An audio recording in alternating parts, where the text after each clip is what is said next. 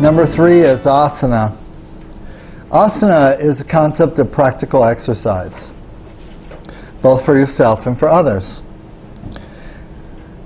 SomaVeda is a practice, martial arts, hatha yoga. The concept is to invest in personal development for yourself and for others. Develop yourself and others. Keep yourself as healthy as possible. Asana is sometimes referred to as the third limb of yoga. The word is generally translated as a posture or seat, with the main reason to prepare the body for sitting for many hours in meditation and shifting and awakening the Kundalini energy.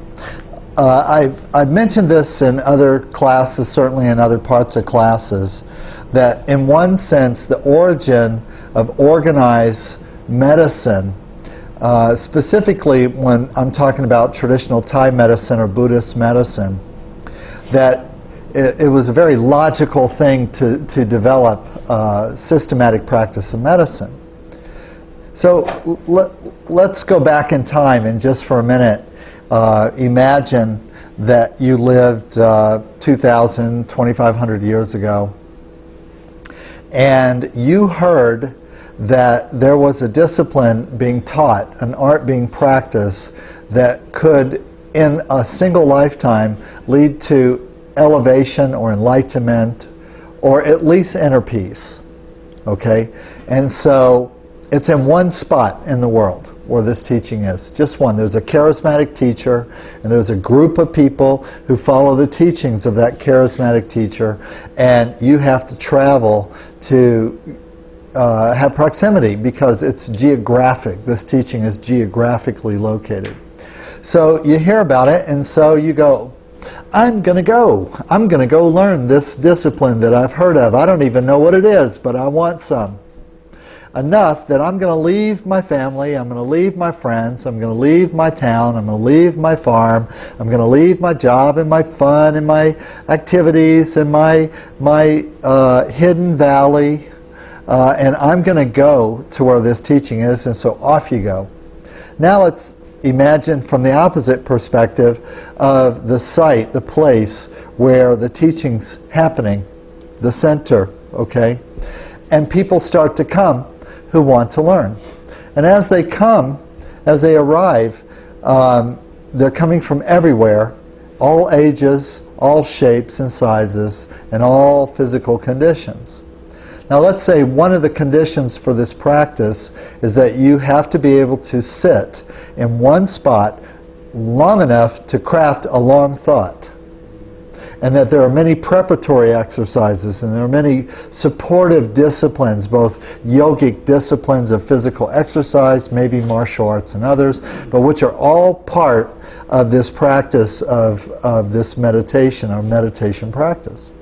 And so here comes newbies, here come the new people, and they show up, and once in a while one of the new people is actually healthy. But by and large, the vast number of people who show up who want access to this teaching, they're not healthy. They're not healthy in mind, they're not healthy in body, they're not healthy in emotions, they're not healthy in spirit. In other words, they show up with whatever they had, with whatever they brought with them. Whatever baggage, whatever parasites, whatever. So now imagine that your first lesson, like for example in traditional Vipassana training in Thailand, the first Vipassana training is a 28-day silent retreat. Okay? The first class is a 28-day silent retreat. Okay? And 18 hours a day you're sitting. 18 hours a day you're sitting. So guess what? Even today, in really traditional Bhavana schools in Thailand, the dropout rate with new students who go to those schools to do their very first training in Vipassana meditation is like 90%, even higher than 90%. One, people aren't physically healthy.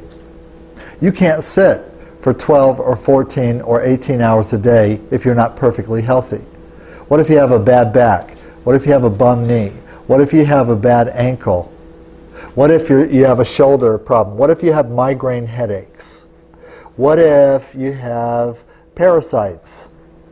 And so you have problems with your gut and with your bowel.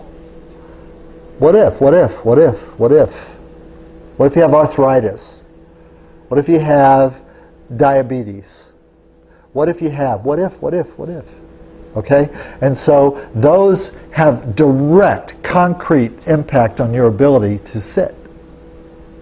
All right? They also have direct and concrete impact on your ability to do the exercises. What if the exercise in Vipassana is walking? One of the meditation exercises is walking. Okay? What if you can't walk? What if you can't stand? What if the way you got there was on a wheelchair or on the back of a cart or on the back of some friend's shoulder? And then as soon as you get there, they tell you, well, the only way to do this meditation is you have to walk. And you can't walk. Okay? What if on the way to the meditation you were attacked by bandits and you were wounded? You survived. And you managed to make your progress and you got to the class. But you're wounded. Maybe you have an infection. Maybe you actually, maybe you have a wound. Okay?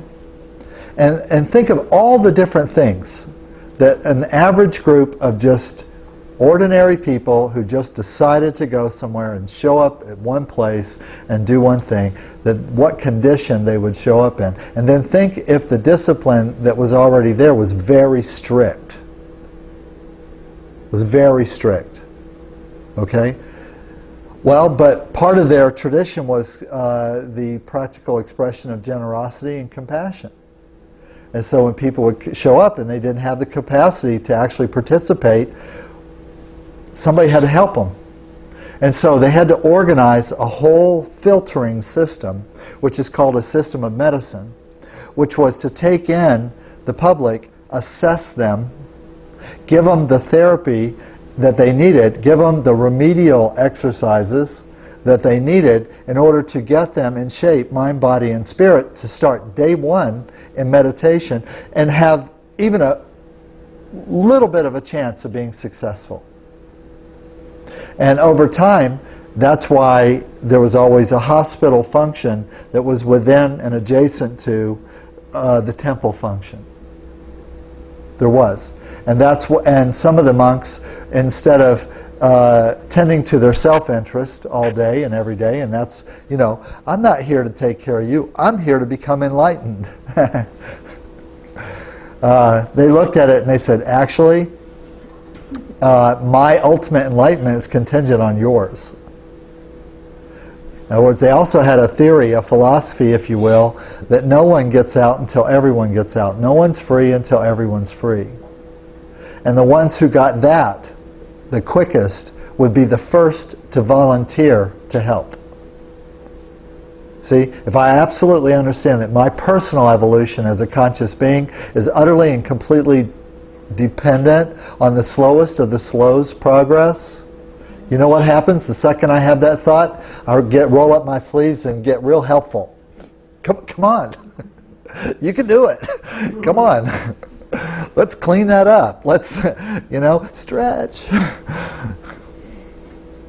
We need to get you on a diet. We need to do a detox. We need to balance that energy. We need to fix that broken leg. Can't do meditation, seated meditation, with a broken leg. Okay? And so it was inevitable that the medical function would become a big part of their asana practice. See, asana is the physical practice, the external physical practice. Same thing with martial arts. That's why martial arts was always part of these healing disciplines. Kalari Payat in India, Kabi Kabong in Thailand, Tai Chi, Chon Fa, Bak Gua, Sing Yi, and Kung Fu in China, okay? Kali in Filipino Hilat, okay? And I'm also quite sure, even though I don't know the name, and I've actually asked the universe to bring me a name, but the name of the martial arts traditions that were practiced by the Aztecs and the Incas and the Mayans, because certainly they had them. had them, and they would have been quite sophisticated, because all spiritual communities in the past had an external defensive mechanism, or they wouldn't have survived. Okay? Just like if you don't have an internal practice of hygiene and an external practice of hygiene, you won't survive. You'll become toxic, you'll become auto-intoxic, you will be infested with parasites, and you will waste away. So you have to have these things if you're going to survive. Spiritual disciplines have the same needs as our physical body. How about that? And this is where we get into this idea of asanas. But develop yourself and others, but develop yourself for others. And so keep trying to come back to this idea. The reason why I do any yoga at all is really only so much for me. The reason why I do any yoga at all is so that I stay relatively healthy and strong and able and agile, so that I can be of service to others. That's my primary motivation. When I was younger, now I want to say this, when I was in my 20s and I was in my 30s, my yoga practice was really for me. And it was performance.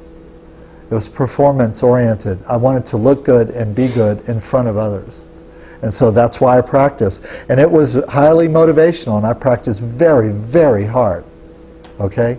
But over time I realized that practice for self-aggrandizement, practice for self-elevation, practice for self-importance was actually all practice for self. And what I wanted to do was cultivate a practice that was not for the self, but was for others, because I wanted to cultivate a diminishment of the self, i.e. the ego.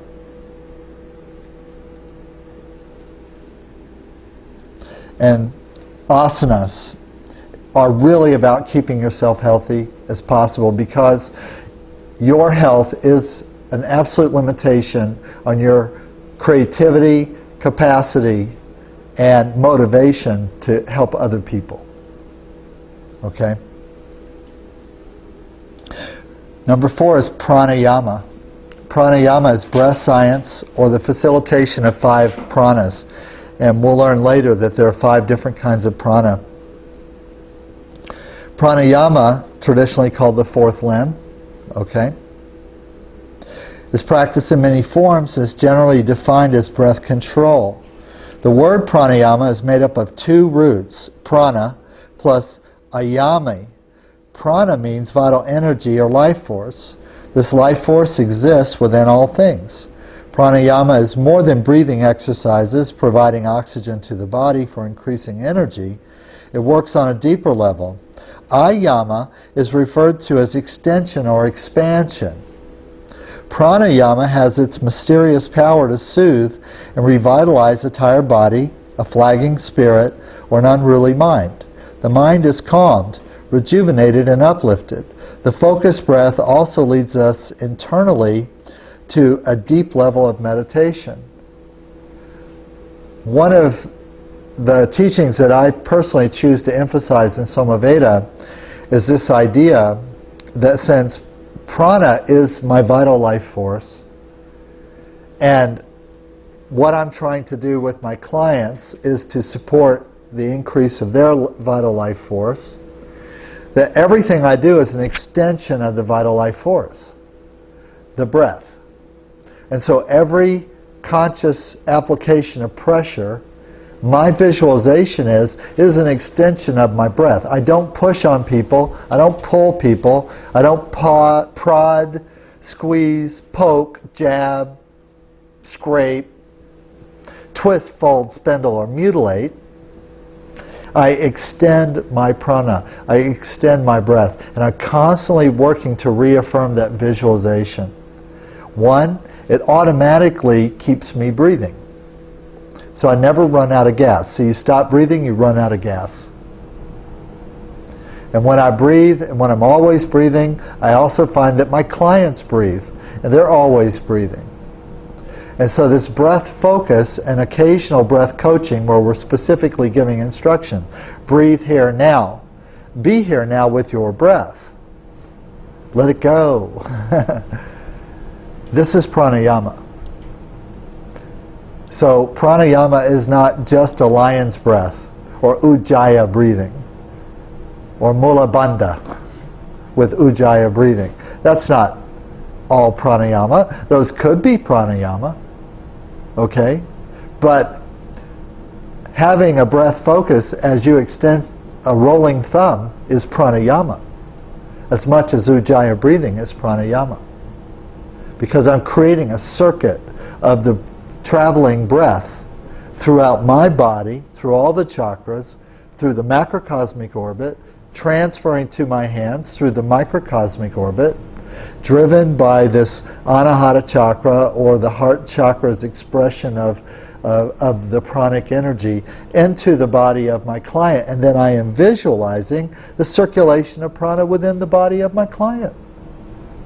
And that is creating a circuit between the sky and the earth and my heart and my body and their heart and their heaven and their earth and back again. And that is a big circuit. And that's what I'm doing when I'm doing Nuat as pranayama. And really the essential concept of pranayama is to breathe on purpose.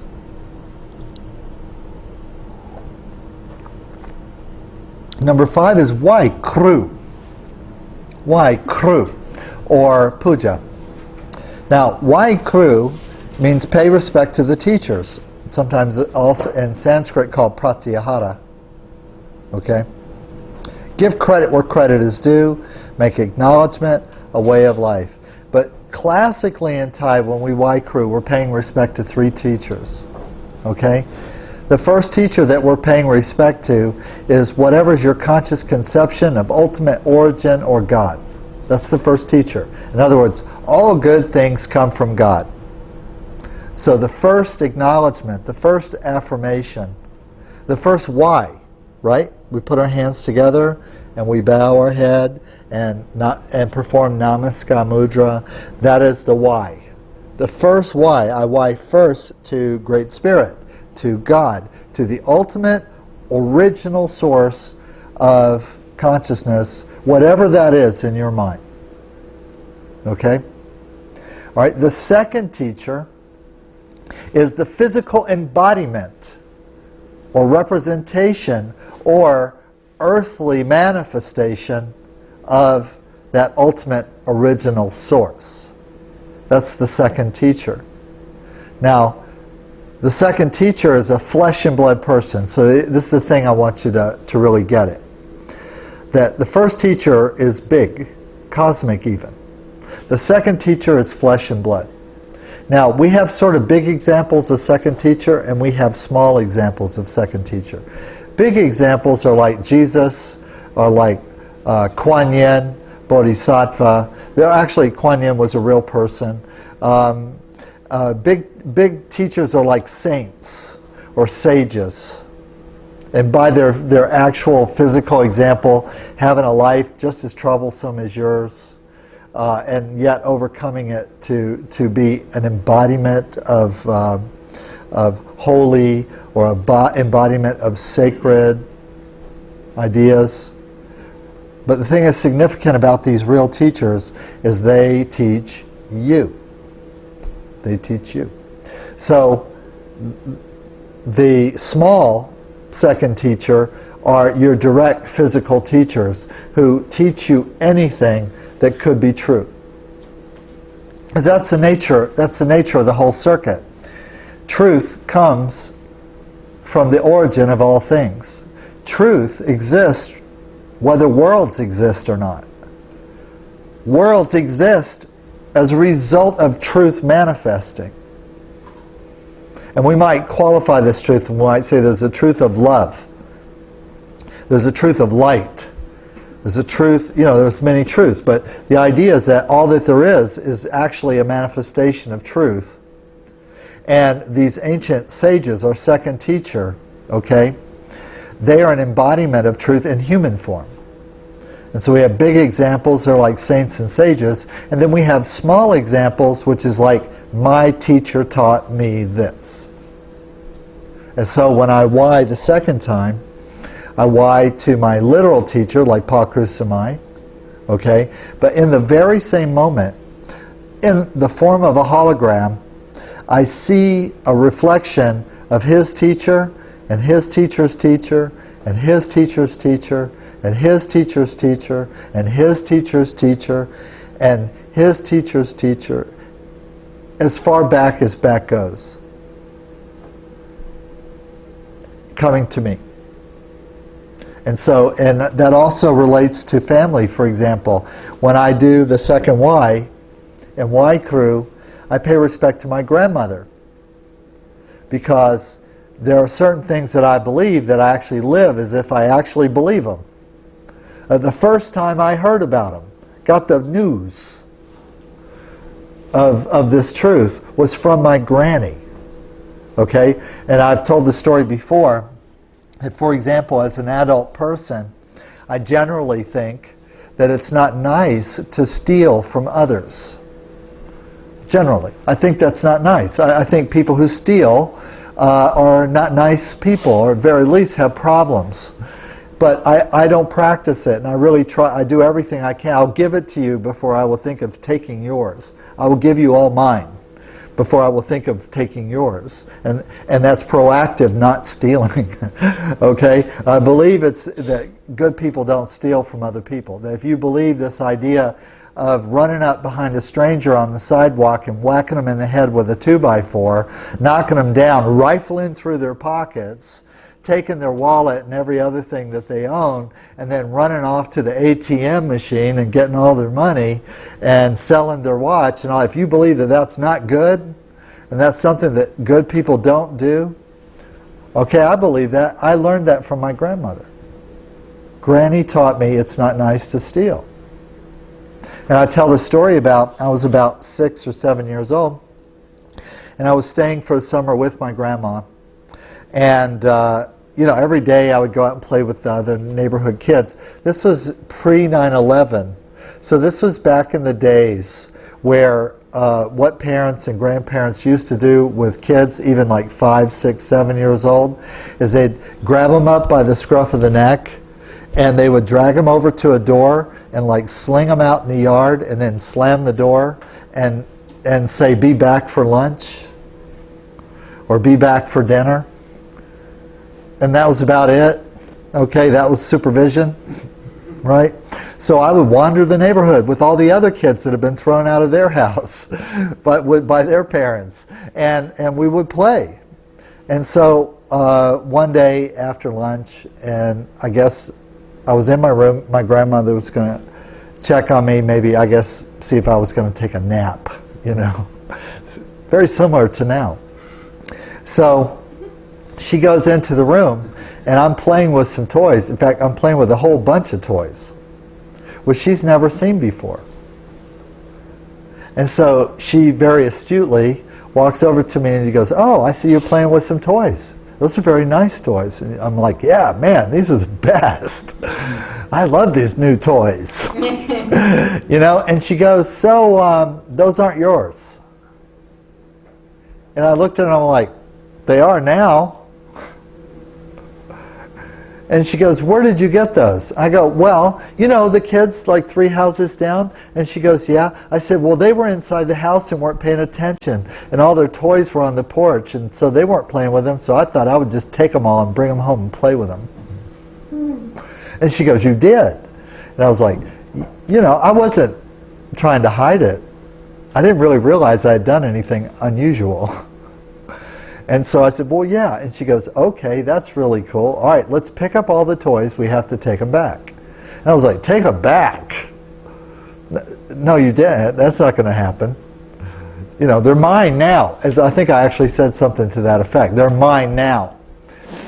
And so here's how Granny showed me that maybe we had a difference of opinion and worldview. Is she stepped over really quick and she got a hold of my ear and she gave it a really hard pinch. My granny was only 4 foot 8 inches tall, believe it or not.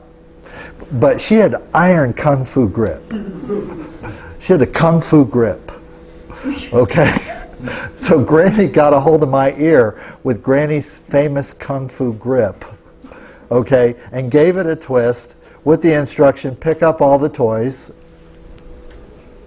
which I did. And then Granny marched me out of the house by the ear, marched me down the street by the ear, with me complaining and crying the whole way, the whole time, dragged me up the porch to that house, still holding on to the ear, and then told me to knock on the door, still holding the ear, and I knocked on the door. Lady comes to the door, can I help you?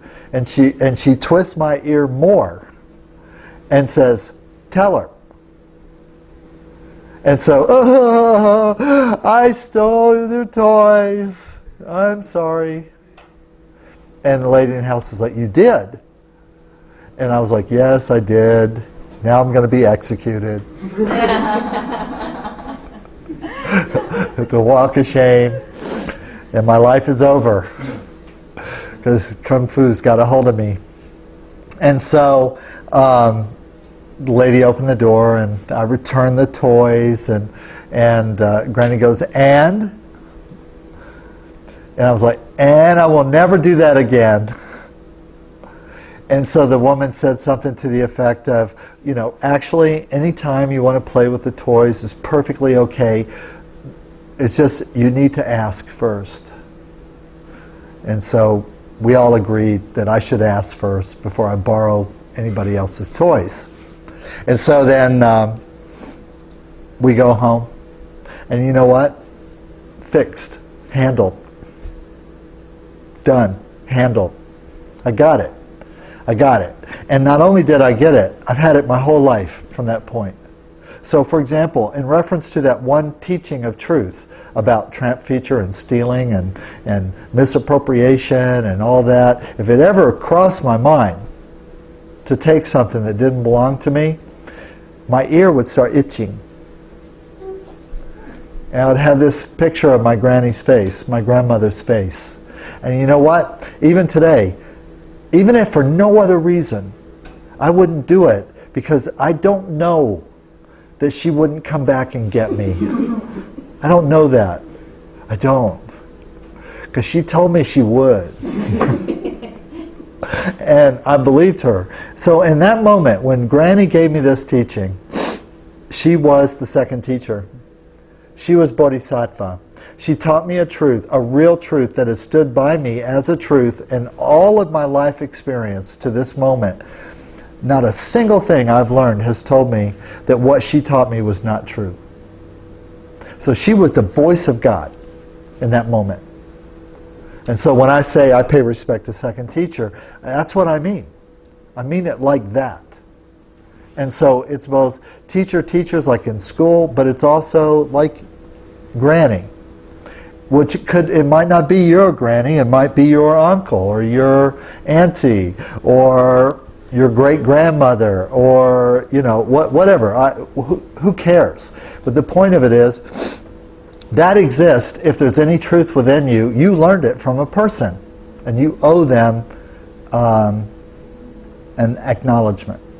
And so when we do Y Crew, that's what I do. And I say all the teachers in my life who've given me that which I believe is true, which has enabled my life to have truth in it as an operative principle, I pay respect to you.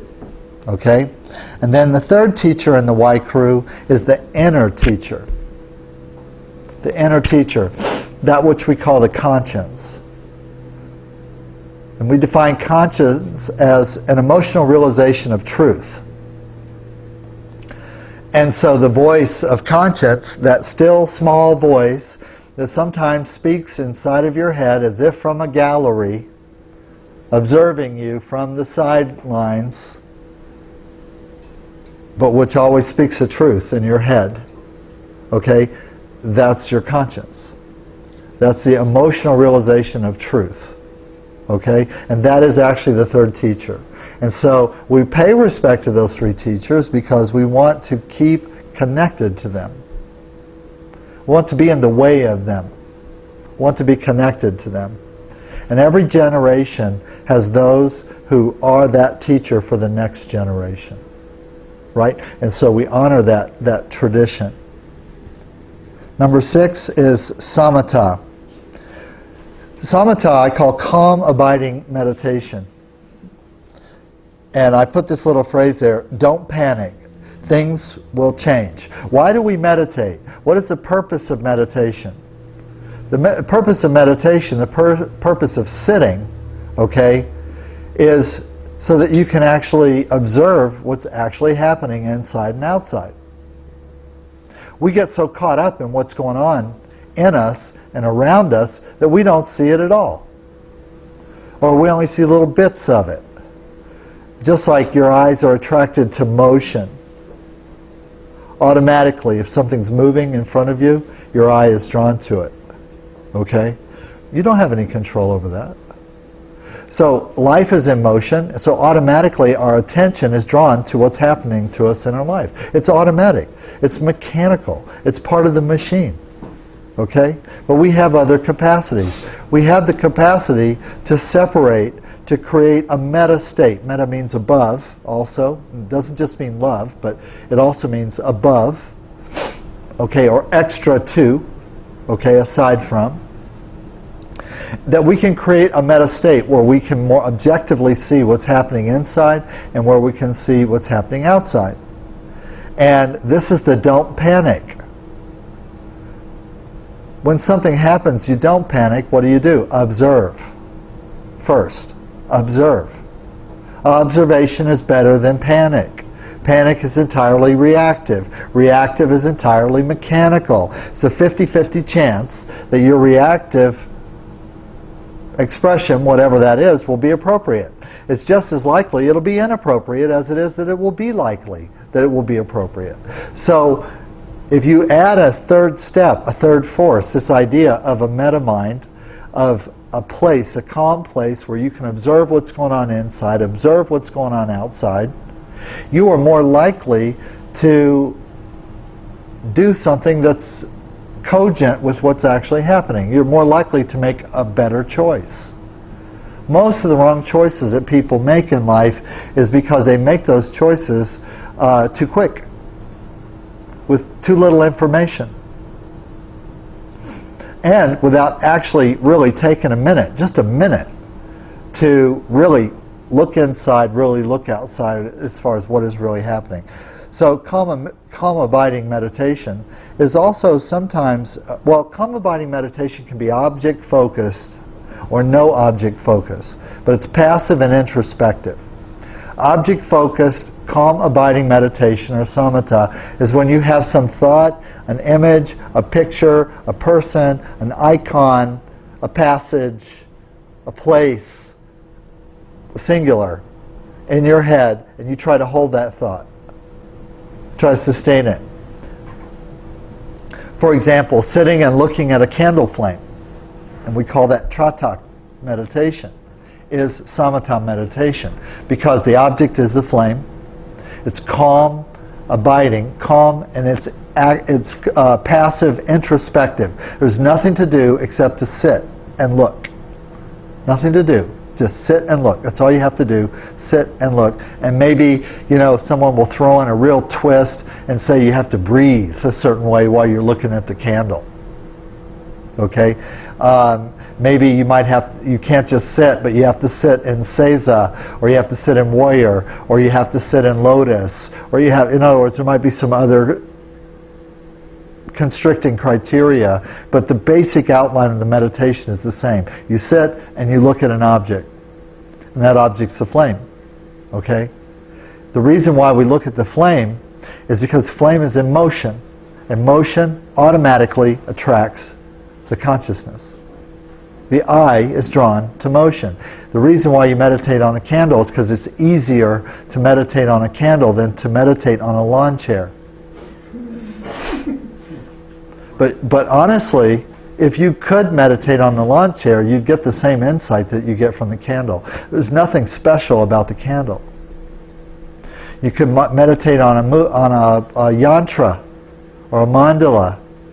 But you could also write any word on the blackboard and you could calmly abide and meditate on that word, you would get the same result as meditating on the yantra. But why is the yantra better than just writing a word on the board is because the geometries draw your attention to a point. Okay? But so actually meditating on an odd object, a word written on a board, meditating on the tripod that the camera is sitting on, meditating on lawn furniture, meditating on an item of clothing, meditating on a natural thing, okay? It's all the same. That's what we mean by object-focused meditation. But that's all good. You don't have to meditate the same way or the same way as anyone else, but you need to spend a few minutes every day in contemplative attention of something. And it can be short. It can be just for a minute or 2 or 3. The idea, though, is that it's intentional. That you say you will consider this object for an expressed period of time without distraction or consideration of anything else, and then you do it. And as you do that, you'll get the benefit of creating attention. Okay? And cultivation of the ability that when something happens, you don't necessarily instantly and automatically have to lose your mind. It's not required. It's not required that every time something happens to you that you jump with a startle reflex, make some loud exclamation, run around in circles for a few minutes. Which way did they go? Which way did they go? Which way did they go? Before you finally settle down and go, what just happened? You could have done the what just happened first without all the other. But it takes practice and discipline. Number 7 is vipassana. Or as the Thais say, vipassana. Vipassana. Sometimes called dhyana. Insight meditation is active, where samatha is passive. Samatha, passive, introspective. Vipassana, active, extroverted, or extrospective. 3 kinds of meditations: walking, sitting, and sharing nuat thai. Find your real abiding mind in thought, action, and deed. So vipassana is the idea of maintaining a state of mind while doing something. Traditionally, the basic vipassana medicine is taking a short walk, turning around, taking another short walk, and turning around at your original starting spot. But vipassana could also be a 10-mile hike on the Appalachian Trail.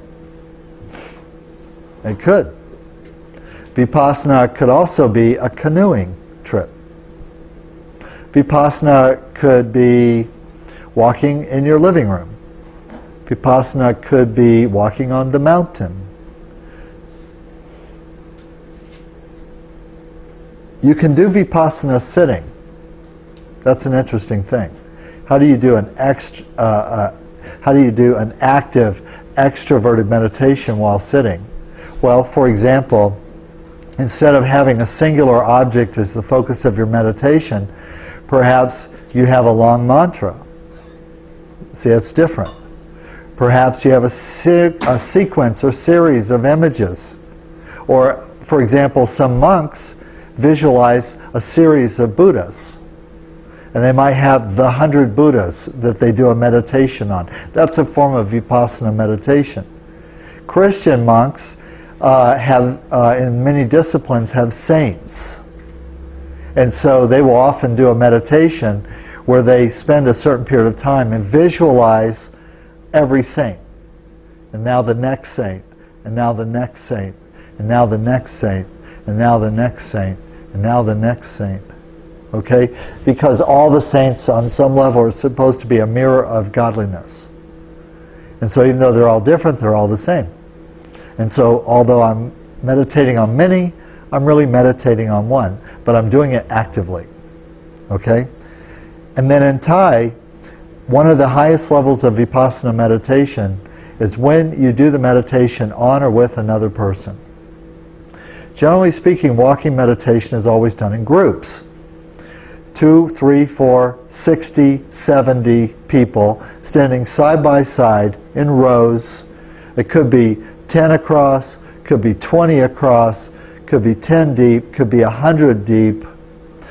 The elder monks in the front, novice and initiates and glad to be here's in the back, and the elder monks leading the exercise and leading the steps and taking the walk, if you will. New people following. Okay? And they're close. There's always someone within arm's length. So if you're not paying attention, you'll step on the person in front of you. If you're not paying attention, you'll back up into the person behind you, or you'll topple over into the person next to you on the right, or you'll kind of bump over into the person on your left. And when you're doing the meditation, everyone has to stay relatively in the same space relative to everyone else the whole time that you're doing it. That alone takes a lot of attention. That alone. And in fact, it's quite normal for the newbies in the back to fall down. We're going to take 8 steps. I mean, come on, think about it. We're going to take 8 steps forward. We're going to turn around. We're going to walk back 8 steps, turn around and stop. And in those 16 steps and 2 turns, somebody falls down. Somebody bangs into somebody else, knocks them over, bumps into them.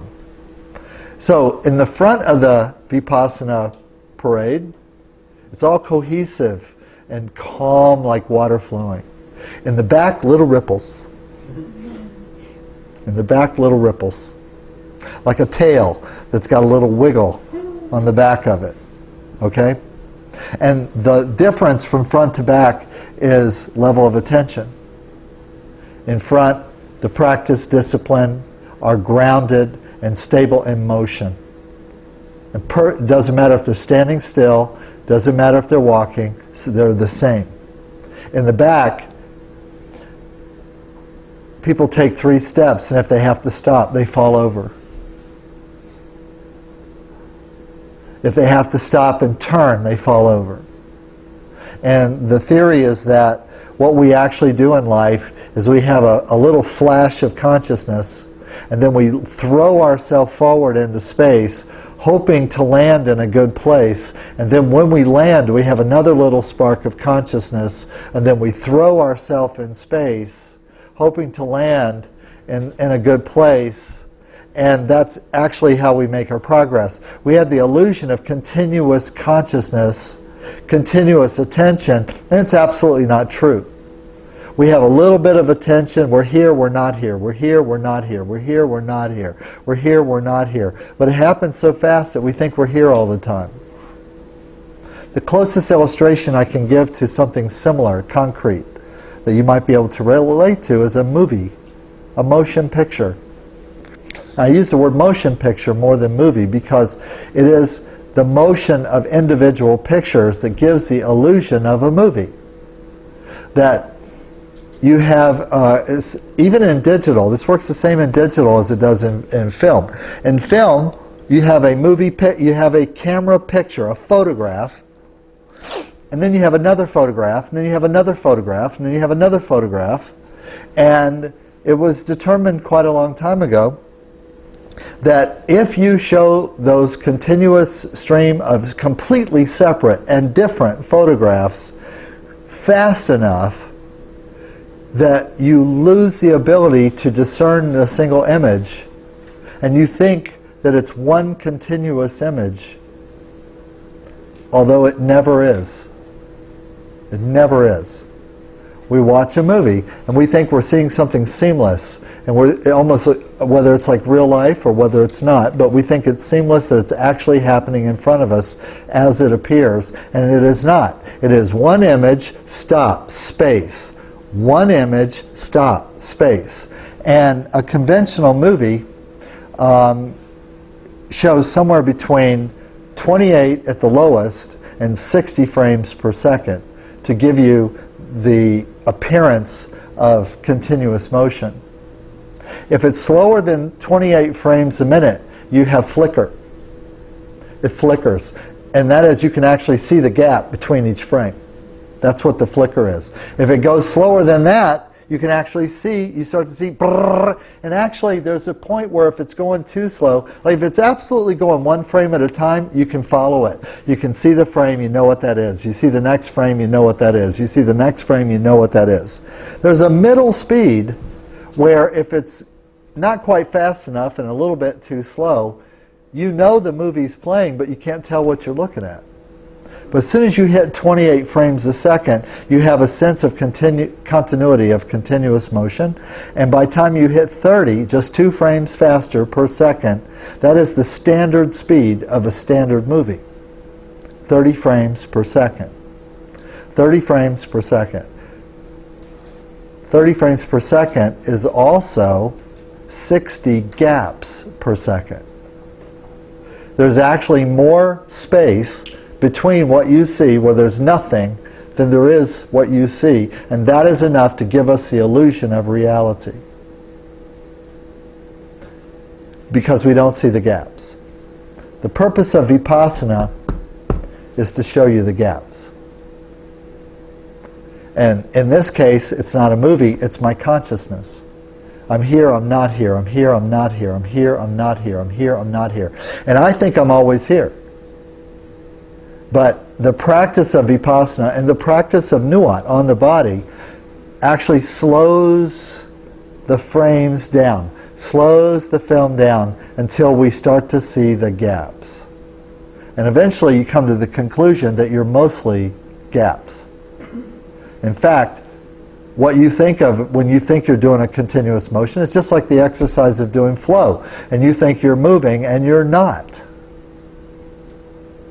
You think you can just say, I'm going to move from here to there without stopping, and that you can do it. And then obviously everybody learns very, very quickly when you're practicing flow that that is an impossible request. In fact, it's so hard as there's got to be a point in your practice where you think it's utterly ridiculous to even expect that you could do it. Nobody can do that. Yes, you can. First you have to find the gaps. First you have to see them. Okay? And then what do? You put something in the gap that wasn't there before.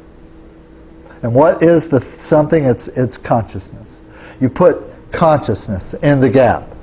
And then as you fill in the holes with consciousness, reality begins to be easier to be seen. That's the theory.